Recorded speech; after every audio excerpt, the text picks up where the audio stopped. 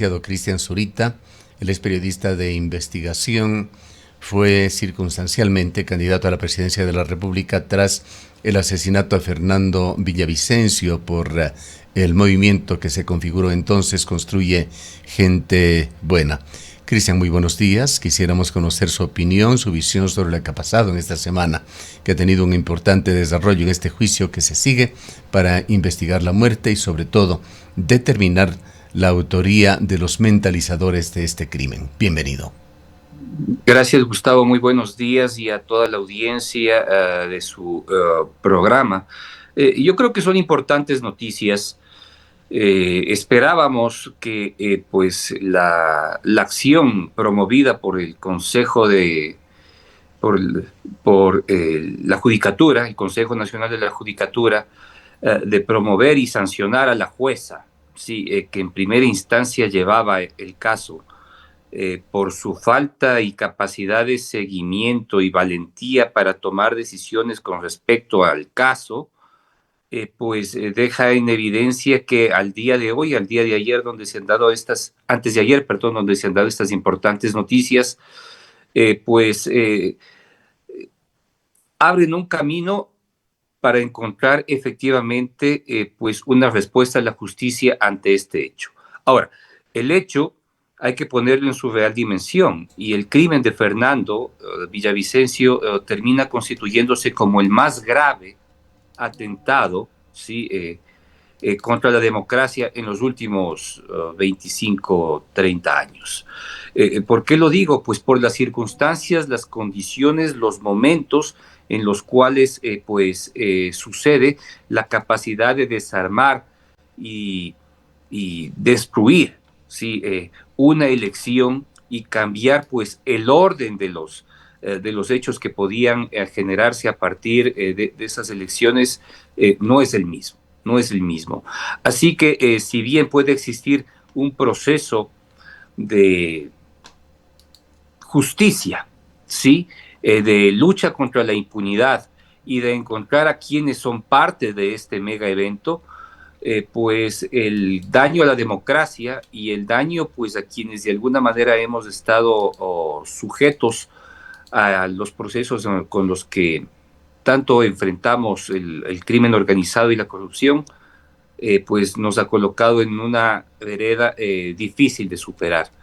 Me alegra, en el fondo, saber que estas personas han sido ya identificadas como responsables del crimen. Están 4 de ellos, sí, uno de ellos, Daniel Salcedo, como el hombre que ha pues dirigido y ha permitido que la Fiscalía termine de construir los caminos de este caso y que en el futuro puedan enfrentar, cerrando inmediatamente con un caso de deportación y su traslado inmediato en el Ecuador. Y Jordán pues tiene un camino algo más largo, pero inequívoco con respecto a su condición en ese país y pues la posibilidad de que sea deportado al Ecuador para cumplir, sí, pues el proceso judicial como el que se sigue en los Estados Unidos y que pues no estará exento, ¿no?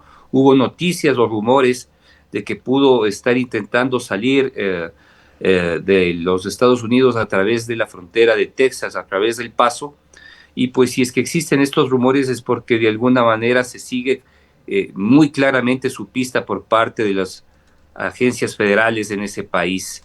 Así que creo que ha sido un importante y gran paso de la justicia, ¿sí? Poder lograr determinar en 2 años, ¿sí?, a buena parte de los autores intelectuales de este crimen y haber ya sancionado a los autores materiales del hecho. Quisiera preguntarle con los últimos desarrollos que se han dado, ¿cuál es el papel que jugó el crimen organizado en el magnicidio? Bueno, el crimen organizado siempre habíamos señalado que cumplía un papel secundario de acción y de decisión con respecto a grupos más poderosos y más grandes. Y creo que este hecho pues deja en evidencia en la pirámide de poder de los grupos de delincuencia organizados habíamos nosotros, y Fernando lo había dicho con claridad, que grupos como los choneros, los lobos, chone killers, se encuentran en la mitad de este triángulo de poder. Y quienes efectivamente detentan el poder sobre estos grupos son organizaciones políticas.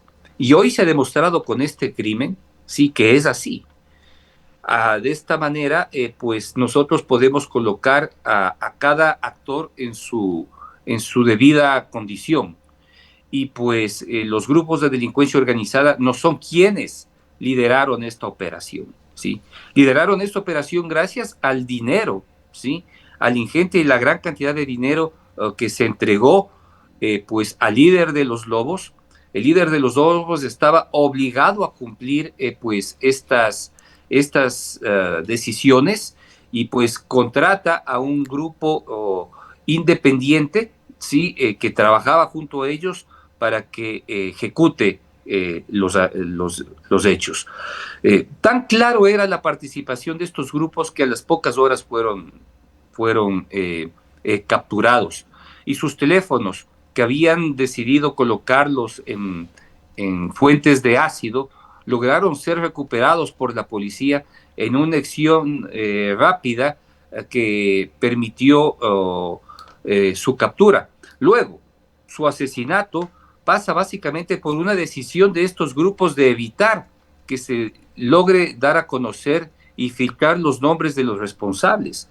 Entonces podemos entender la brutalidad y monstruosidad de las decisiones que pueden tomar grupos como el de José Serrano, todo su círculo que es extremadamente poderoso, ¿sí? Gente con mucho dinero como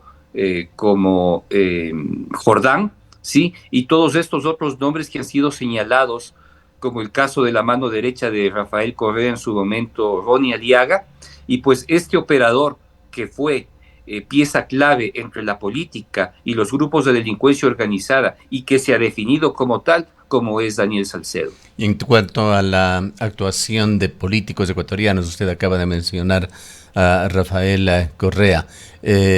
José Serrano, de hecho, también es un político y tuvo un importantísimo papel en el gobierno de Rafael Correa. ¿Qué papel ha jugado la política? ¿Se queda esto en José Serrano, posiblemente en Rafael Correa, o tiene otros alcances?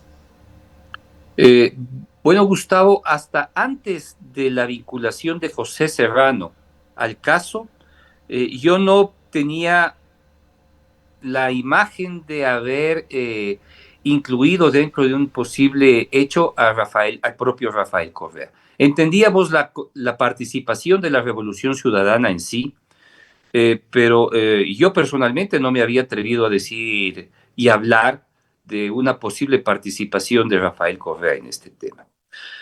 Incluso a pesar de que se conoció, sí, a través de las declaraciones en el caso Metástasis y sus derivados, sí, como Purga y Pampa, otros, la relación que trató de mantener Rafael Correa con Leandro Norero y el esfuerzo que realizaron a través de los abogados de estos para liberar a Jorge Glass, sí. Pero el momento en que se implica a Serrano, sí, y se deja evidencia que existen trazos, sí, de participación de Jorge Glass en este hecho, yo ya empiezo a dudar y pensaría que el propio Rafael Correa también tiene cierto grado de participación en este caso, ¿sí? Al menos en conocimiento de lo que iba a suceder, ¿sí? Porque supuestamente es el hombre líder y algún conocimiento, alguna información, algo le debe haber llegado, pues, si es que están a este nivel. Recordemos que pese a las diferencias que se dieron en el gobierno de Lenín Moreno, ¿sí? Con el alejamiento que tuvo Serrano dentro de lo que fue la Revolución Ciudadana, el apalancamiento que le dio al gobierno de Moreno como presidente del Congreso, de la Asamblea Nacional, pero luego pues su salida abrupta de este cargo y pues haberse convertido simplemente en un asambleísta más, se ve una importante participación, ¿sí? De Serrano en las elecciones del 2023. Y Serrano jugó un papel preponderante en tratar de terminar con la reputación de Villavicencio, ¿sí? Es decir, cumplió este rol de, de jugar de la forma más extrema contra la candidatura de Villavicencio, en acorde y en alineamiento con lo que significó la candidatura de Luisa González y pues las acciones fuertes de narrativa que este grupo pues imprimió en las elecciones, de tal manera que a estas alturas en las cuales se identifica a Serrano con total claridad, ¿sí? Que se identifica un rasgo de participación de Jorge Glass. No me estoy inventando, en el día de la audiencia, la fiscal Hidalgo, que lleva el caso, identificó y señaló la posible participación de Glass en este caso. Si, si llegó hasta Glass, debo entender, ¿sí?, que debe existir un proceso de participación del prófugo de Bélgica en este caso. Así que, pues, pese a esto, pese a que no podemos tener de forma material la participación de estos dos sujetos, Glass por odio y por venganza, y lo mismo Correa, por venganza, ¿sí?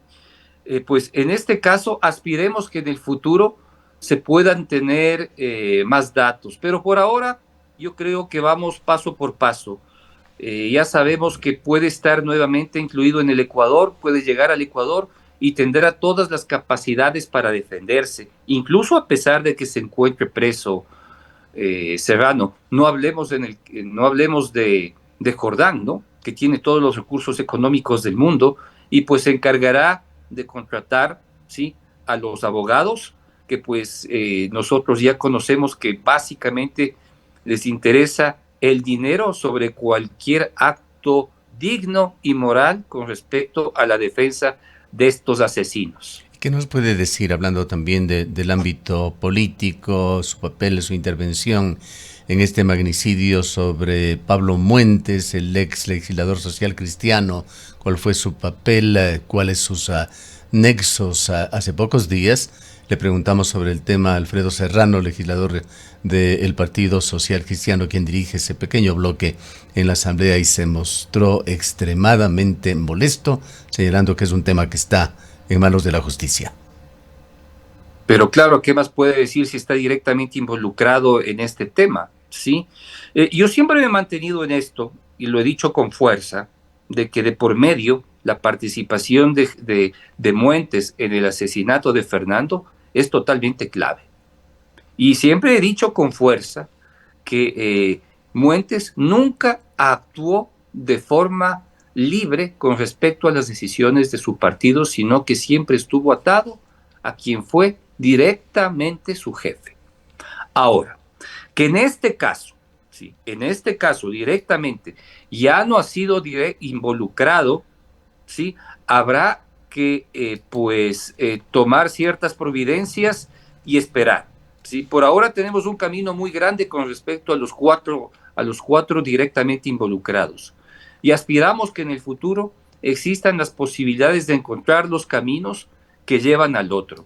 Pero hay que recordar ciertas cosas y hay que preguntarles a ellos, por ejemplo, el papel de importantes ex asambleístas del Partido Social Cristiano que estaban interesados en desaparecer los equipos y los dispositivos que fueron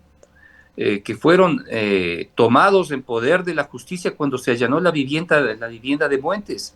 Y estos se extraviaron, se perdieron. Bueno, no es que se perdieron, simplemente cuando pasaron al proceso de explotación, los teléfonos, los dispositivos estaban allí, pero se dieron cuenta que fueron borrados.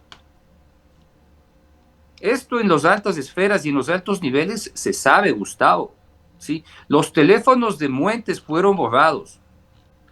Y yo la he señalado, no he dado nombres, pero de por medio hemos dicho que se encontraba involucrado un radiodifusor guayaquileño cercano a ese partido, ¿sí?, un industrial que fue asambleísta de ese partido, ¿sí?, ocupó además un importante papel y todo el mundo se quedó callado. Es decir, los tentáculos de este hecho se extienden hasta los niveles más altos, ¿sí?, de los grupos económicos y políticos de este país, pero hasta allá no han querido llegar aún. Con las Y no sé por derivaciones qué. políticas que usted menciona, ¿cómo considera usted el papel de la Fiscalía como institución en estos 2 últimos años aproximadamente tras la muerte de Fernando Villavicencio? ¿Ha actuado con independencia, con el rigor suficiente en este caso? Ha habido un impulso especial este año, y ese impulso se ha dado por las declaraciones de Daniel Salcedo. Sin Daniel Salcedo este caso no hubiese podido avanzar. Es decir, que entendemos que a partir del 2025, ¿sí?, la fuerza de las investigaciones logran encontrar pues un camino en, en este cooperador eficaz, ¿sí? Y pues antes no había sido posible porque difícilmente había logrado estructurar con cierta claridad la participación de todos estos actores que ahora son perseguidos por la justicia. Y hemos visto que sobre todo ha habido un importante impulso en este último periodo. ¿Sí? Creo que pasa básicamente por las necesidades de entender que Daniel Salcedo podía ser ejecutado, de hecho intentó ser ejecutado, intentó ser asesinado, y que pues estas circunstancias por demás extraordinarias, especiales, de haber impedido ese hecho, es que se logra construir definitivamente el caso, ¿sí? Pese a los hechos que habíamos visto anteriormente con las pruebas documentadas presentadas en el caso Metástasis y todos los que se derivaron de allí, pese a existir como indicios por demás importantes para saber quiénes podrían estar involucrados, no fue hasta este punto por demás importante de las declaraciones de Daniel Salcedo. ¿Sí? Así que si en algo la Fiscalía pudo haber contribuido es en armar un expediente que tiene importantes antecedentes con indicios lo suficientemente fuertes que permiten un contexto, ¿sí?, en el cual llega un importante cooperador que pues pone las cosas en orden y termina de explicar la participación de unos, ¿sí?, hasta donde él conoce, ¿sí? Más allá de eso, pues puede significar otros temas en los cuales pues no sabemos por qué, ni sabemos si es que se lo ha preguntado, ¿sí? Habrá que revisar en su momento la documentación y pues a partir de allí establecer ciertas relaciones de las declaraciones juramentadas, me refiero, ¿sí? Que permitan extender la investigación hacia este sujeto que ya se encuentra además sentenciado, ¿no? ¿Sí? No quisiera pensar que la justicia ha querido dejar a ellos de lado, sí, me refiero básicamente a Muentes y compañía, pero después de los hechos, de la investigación que estamos en este momento descubriendo, podría haber caminos para en el futuro encontrar las líneas y las relaciones para involucrarlo. El caso Villavicencio presenta un esquema de intrigas y de odios.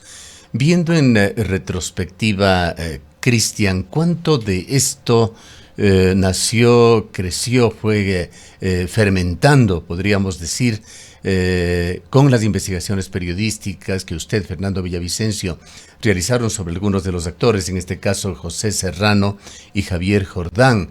¿Cuánto aportó luego la presencia firme ya en la política de Fernando Villavicencio como legislador y finalmente su proyección como candidato a la presidencia de la República? ¿Y qué papel jugó o cómo influyó esa famosa foto de los tetones que aparentemente catalizó toda esta situación? Sí, eso es real. Yo creo que hay que entender los contextos que se dieron hasta el mes de agosto del 23.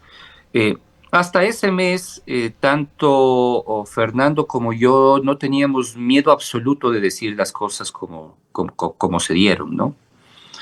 Es decir, si todos los hechos en los cuales se identificó temas como el Gran Hermano, en primera instancia ya por el 2010, y en el futuro, el caso Arroz Verde, la presencia de todos los hechos que sucedieron después, la presencia de haber entregado recursos económicos, al menos $1 millón del CIES, a la campaña de Lenín Moreno, el hecho de que dejar en evidencia que allí podía existir un proceso de participación de José Serrano, su mayor vinculación y descubrimiento de hechos brutales en lo que significó el manejo de la policía, el de haber descubierto que dentro del caso Ispol, sí, existían importantes acuerdos y relaciones entre Jorge Chávez, entre Serrano, y la forma en que se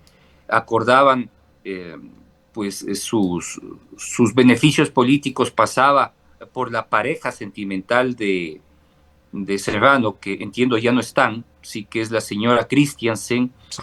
El haber puesto en evidencia los negocios de Serrano y la viralidad y brutalidad que no terminábamos de comprender efectivamente cómo se efectuaba, pues terminaron de jugar en contra nuestra, ¿sí?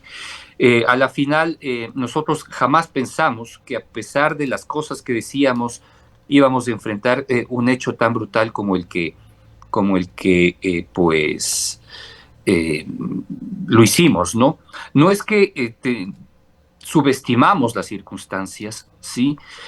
Pero dadas las condiciones de lo que significa un hecho de esas características pensábamos que era muy difícil que se dé. Y la verdad es que se dio y nos puso en ese momento en la realidad de lo que significaba nuestra condición vulnerable y en la realidad de la que se encontraba este país y la justicia. A mí me pareció, en verdad, muy difícil que podamos llegar hasta este momento, ¿sí? Yo dije, será muy difícil llegar a los autores intelectuales, pero al menos tenemos que marcar un derrotero en el cual pues simplemente lo señalemos con claridad y pues no estuvimos equivocados cuando señalamos todos estos nombres, y Fernando tampoco estuvo equivocado cuando hizo la denuncia de los asambleístas que supuestamente conversaban para acabar con su vida, ¿sí? De hecho, ahí estaba Muentes, de hecho, ahí estaba Cuero, ¿sí? Y ahí estaba Aliaga, y al menos pues uno de ellos está directamente ya involucrado en este caso. De tal manera que si existe una respuesta a la consulta, a la pregunta que usted nos está haciendo, es señalar que pasa mucho por el resentimiento, pasa mucho por la venganza y pasa mucho por las consecuencias que podría haber causado pues una candidatura exitosa de Villavicencio, o la mía, sí, en el caso de que pudiésemos haber ganado. No estábamos lejos, en verdad, de ganar, ¿no? Tuvimos todo un proceso en contra, en lo que significó la política electoral en ese momento. Yo prácticamente participé en una elección con una campaña de un día, ¿sí? Y al día de hoy le puedo decir, Gustavo, que aún tengo que responder electoralmente con respecto a un informe electoral totalmente injusto que se ha emitido en contra de esa campaña. Es decir, yo tengo enormes consecuencias que aún seguir pagando en este presente y en el futuro con respecto a todos estos hechos. Así que esto no ha terminado desde el ámbito político. Desde el ámbito periodístico, nosotros sufrimos un duro golpe que ha limitado enormemente nuestros trabajos desde entonces, y por supuesto el fin de Fernando Villavicencio, que se trata de un tema imposible ya de resolver.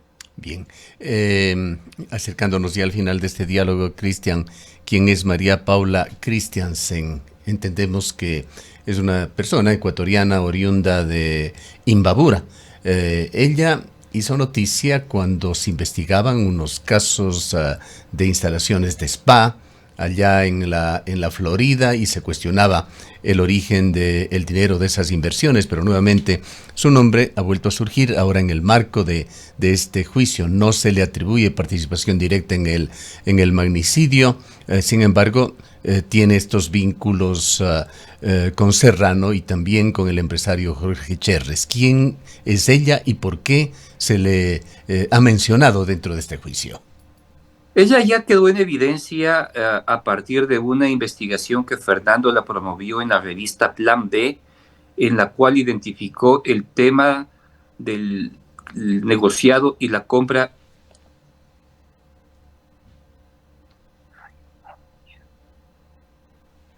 Lamentablemente parece que hemos perdido la señal con Cristian Zurita. Vamos a esperar unos instantes a ver si la recuperamos. En todo caso, han escuchado ustedes las gravísimas declaraciones adicionales a lo que se ha dado en esta semana por parte del ex candidato a la presidencia, periodista de investigación con una larga historia, periodista de mucho prestigio, Cristian Zurita, que comenta los desenlaces de esta semana de este juicio. Habíamos informado que se ha emitido boleta de difusión roja internacional con el fin de localizar y capturar al exministro del Interior José Serrano y Javier Jordán Mendoza, ambos procesados como presuntos autores intelectuales del asesinato de Fernando Villavicencio. Los dos coinciden en que tienen actualmente su residencia en la Florida.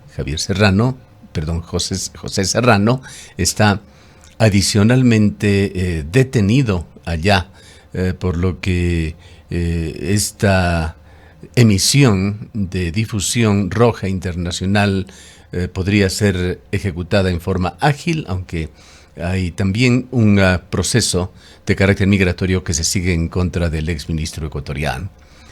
Esta decisión sobre la boleta roja se habría adoptado tras la audiencia de revisión de medidas cautelares, lo que la jueza sustituyó la jueza sustituyó las presentaciones periódicas que los procesados debían cumplir en el consulado ecuatoriano en la ciudad de Miami por prisión preventiva.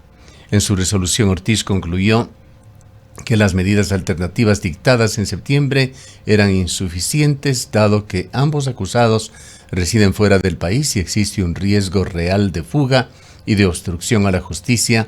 Por ello dispuso que se notifique a la Policía Nacional para que se ejecute la orden de detención y al encontrarse los procesados en el extranjero, se remita de inmediato el oficio a Interpol para activar mecanismos de búsqueda internacional.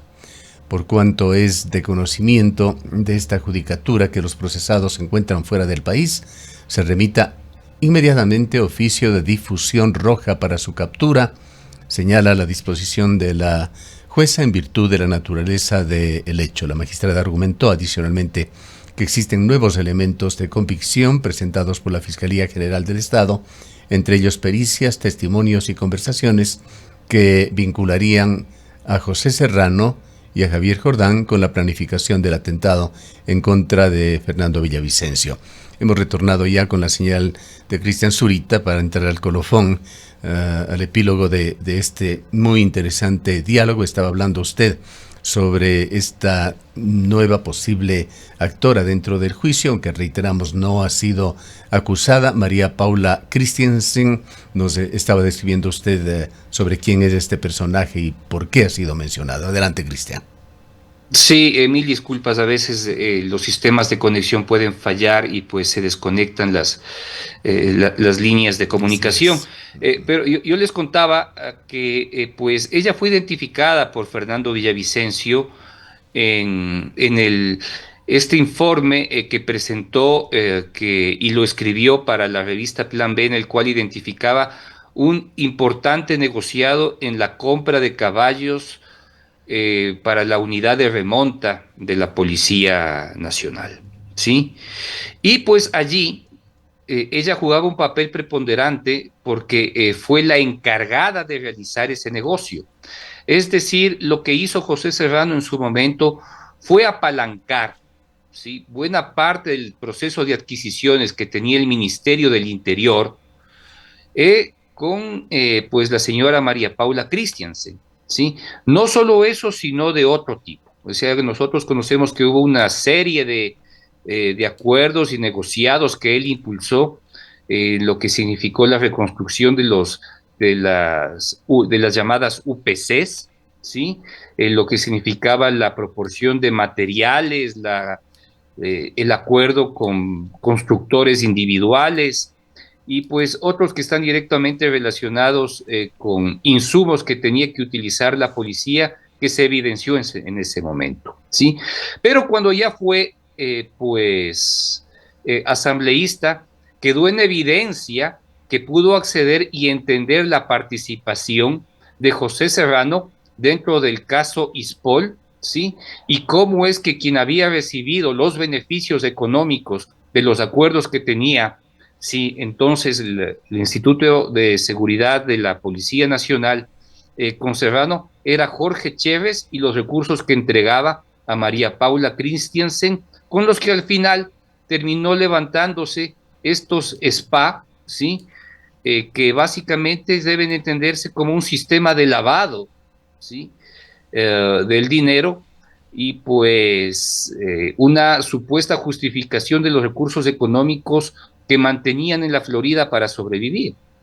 Yo no dudo, sí, que en este momento la señora Christiansen